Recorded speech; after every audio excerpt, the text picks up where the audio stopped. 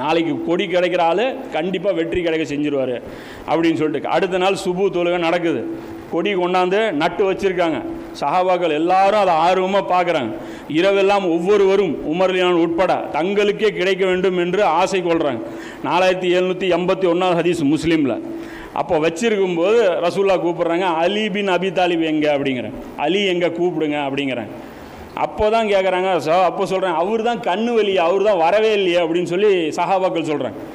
இல்லைங்க அல்லாஹ்வுடைய தூதரை, அலி தான் வரவே இல்லையே, நாங்கள் தானே இருக்கோம் அப்படின்னு சொல்லி கேட்குறாங்க. இதில் என்ன சொல்கிறேன், இந்த இதில் பார்த்தீங்கன்னா தலையை ஆளாளுக்கு இப்படி தூக்கி தூக்கி பார்க்குறாங்க. நம்மளை பார்த்து மூஞ்சி ரசூலா அதுக்கு கொடி கொடுத்துட்டாங்கன்னா நல்லா இருக்குமே அப்படின்ட்டு. அப்போ சொல்கிறாங்க ரசூல்லா வெளியே பாருங்கள், அலி இருப்பார், கூட்டிகிட்டு வாங்கங்கிறாங்க. அப்போ ரசூல்லாவுக்கு அல்லாஹ் சொல்கிறான் அலி வந்திருக்கிறாரு வெளியே அப்படின்ட்டு. கரெக்டாக இவங்க பள்ளிவாசல் விட்டு வெளியே போகிறாங்க, அலி நின்றுட்டுருக்கிறார். அவர் வர்றாரு, வந்தோடனே ரசூல்லா கூப்பிட்றாங்க. இங்கே இவருக்கு எந்த இதுவும் தெரியாது. இவருக்கு இந்த கொடிக்கு இப்படி ஒரு ரசூலா சிறப்பு சொன்னது, இப்படி அவருக்கு அந்தஸ்து இருக்கிறது, இதெல்லாம் எதுவுமே அலி ரலியல்லாஹுவுக்கு தெரியாது. அவர் சாதாரணமாக 2 நாள் கழித்து வர்றாரு, என்ன சண்டை என்னாச்சு, எல்லாம் ஏன் இப்படி இருக்கீங்க அப்படிங்கிறாரு.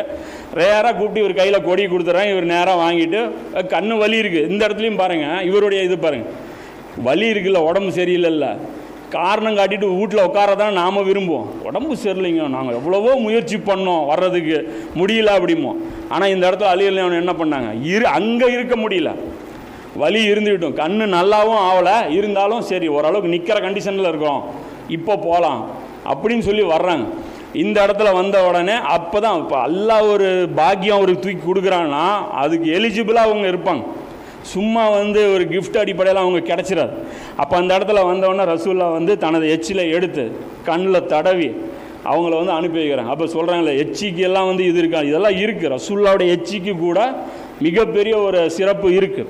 உடனே அது வலியே இல்லாதது போல் மாறிவிட்டது அப்படிங்கிறாங்க. யார், அலி ரலியல்லாஹு சொல்கிறாங்க. என் கண்ணு ரிப்பேரே இல்லாத மாதிரி நல்லா ஆயிடுச்சு அப்படின்னு சொல்லி போகிறாங்க. அந்த 4781 முஸ்லீமில் அந்த ஹதீஸில் சொல்கிறாங்க, நாங்கள் எதிர்பாராத நிலையில் அலி அங்கே இருந்தார், நாங்கள் எதிர்பார்க்கவே இல்லை அலி எல்லாம் அங்கே இருப்பாருன்ட்டு அப்படின்னு சொல்லி. இது ஒரு நடக்குது.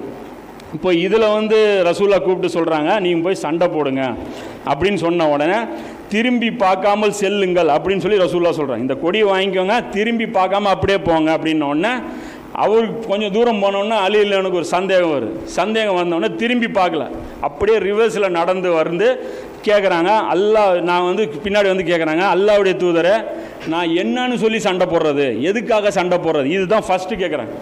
ஏன்னா இதுக்கு முன்னாடி நடந்த எந்த போர்கள்லையும் இந்த கேள்வி வரல. ஏன்னா வெளியே போய் வாலண்டியராக ஒரு ஊரை தாக்குதல் பண்ணுறது இதுதான் நடக்குது. அப்போ ரசூலா சொல்கிறாங்க, அல்லாவை தவிர வேறு இறைவன் இல்லை, முஹம்மது அல்லாவின் தூதர் ஆவேன் என்று அவர்கள் உறுதியளிக்கும் வரை அவர்களுடன் போர் புரிவீராக. அவங்க கலிமா சொல்கிற வரைக்கும் அவங்க கூட போய் சண்டை போடுங்க.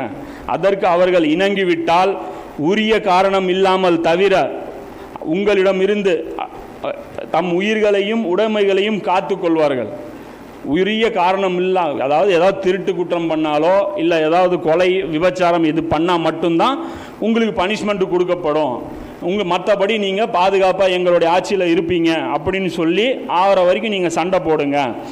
மனதளவை பொறுத்தவரை அவர்களது விசாரணை அல்லாவிடமே உள்ளது அப்படின்னு சொல்லிட்டு ரசூலா அட்வைஸ் பண்ணிட்டு சொல்கிறாங்க, அலியே அல்லாவின் மீது ஆணையாக அவர்களில் ஒருவர் அல்லாஹ் நல்வழியில் அளிப்பது, அதாவது அவங்களில் ஒருத்தருக்கு கூட நேர்வழி கிடைப்பது உமக்கு சிவப்பு நிற ஒட்டகங்களை விட சிறந்தது.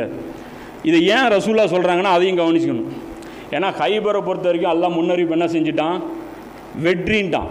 உள்ள தங்கம் வைரம் வைடூரியம் பெரிய பெரிய செல்வங்கள் இருக்குதுன்னு தெரிஞ்சு போச்சு. இப்போ இந்த இடத்துல போய் தாவா செய்யும்போது நமக்கே ஊசலாட்டம் வரும். ஏன்னா இவன் தப்பி தவறி இஸ்லாத்தை ஏற்று தொலைஞ்சானா நம்ம வெறுங்கையோடு திரும்பி போகணும். புரியுதுங்களா? அந்த கனிமத்து பொருள் நமக்கு கிடைக்காம போயிடும். அப்போ அந்த இடத்துல நம்ம கால்குலேட் என்ன பண்ணோம், ஒப்புக்கு சப்புக்கு தாவா செய்வோம். இஷ்டம்னா ஏற்றுக்கோப்பா அப்படிம்போம். அவன் ஏற்றுக்க மாட்டான். சண்டை நடக்கணும்னு விரும்புவோம்.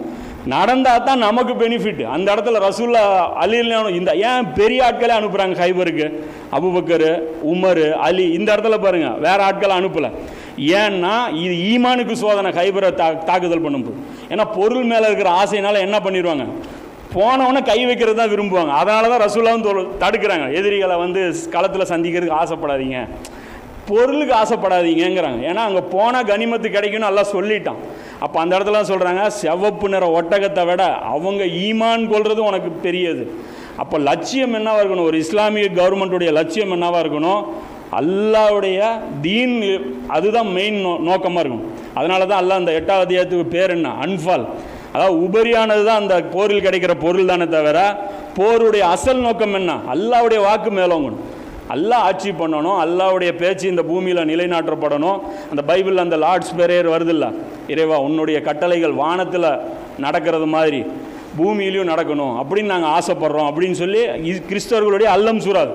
அப்போ அந்த நோக்கம் நமக்கு இருக்கணும். அல்லாஹ் வல்லமை படைச்சவனாக இருக்கணும், எல்லா புகழும் அல்லாவுக்காக இருக்கணும், பொருள் மெட்டீரியல் மேலே இருக்கக்கூடிய ஆசை இருக்கக்கூடாது. அப்படிங்கிறது தான் இந்த ஹைபரில் ரசூலா அவங்க சொல்கிறாங்க.